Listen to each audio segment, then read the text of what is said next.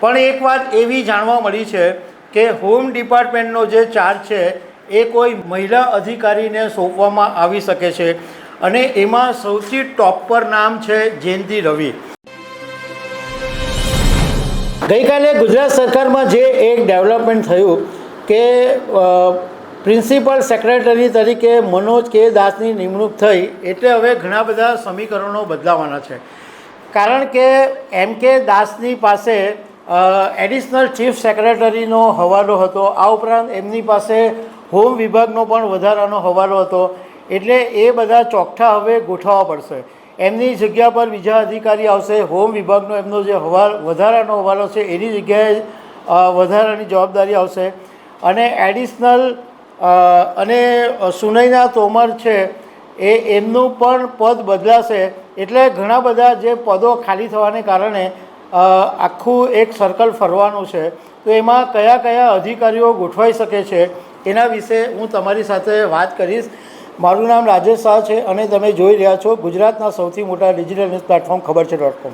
ગુજરાત સરકારે ગઈકાલે જે જાહેરાત કરી એમાં મનોજ કે દાસને પ્રિન્સિપલ સેક્રેટરી એટલે ગુજરાતના મુખ્ય સચિવ તરીકે નિમણૂક કરવામાં આવી। હવે એ પહેલાં મનોજ કે દાસ એડિશનલ ચીફ સેક્રેટરી અને હોમ વિભાગનો વધારાનો હવાલો સંભાળતા હતા, એટલે હવે પ્રિન્સિપલ સેક્રેટરી બન્યા છે અને 31 ઓક્ટોબરથી હવાલો સંભાળી લેવાના છે।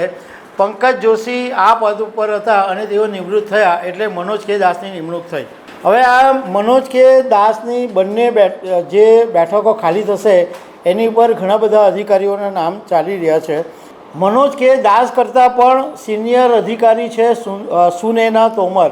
એટલે એવું જાણવા મળ્યું છે કે સુનયના તોમરને સુપરસીડ કરીને સચિવાલયની બહાર મોકલી શકાય છે।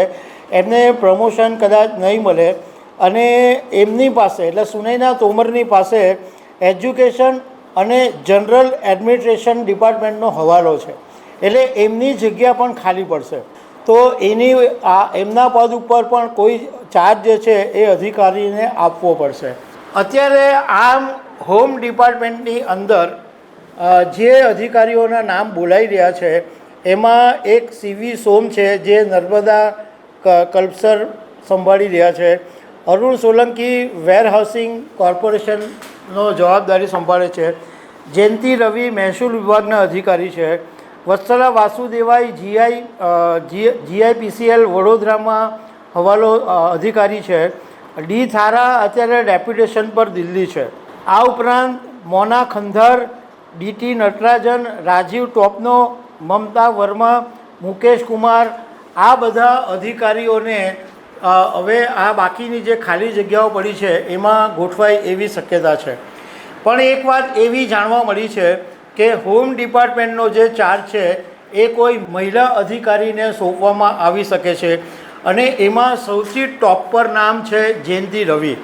જયંતિ રવિને હોમ વિભાગનો વધારાનો હવાલો આપવામાં આવી શકે છે।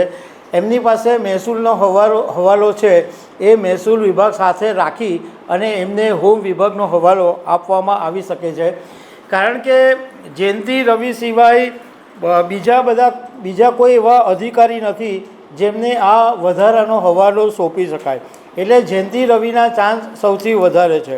બીજું કે મુખ્યમંત્રી કાર્યાલય એટલે સીએમઓમાં આવવા માટે અધિકારીઓએ દિલ્હી સુધી લોબિંગ શરૂ કરી દીધું છે અને આગામી 2-3 દિવસની અંદર આ અધિકારીઓના નામ જાહેર થઈ શકે છે। એવું પણ જાણવા મળ્યું છે કે સામાન્ય વહીવટ વિભાગનો હવાલો કોઈ અન્ય અધિકારીને સોંપવામાં આવે અને ઉચ્ચ શિક્ષણનો હવાલો છે એ મુકેશ કુમારને મળે એવી શક્યતા જોવામાં આવી રહી છે। તો દર્શક મિત્રો, આવી અનેક વાતો સાથે અમે તમને મળતા રહીશું। Thank you very much.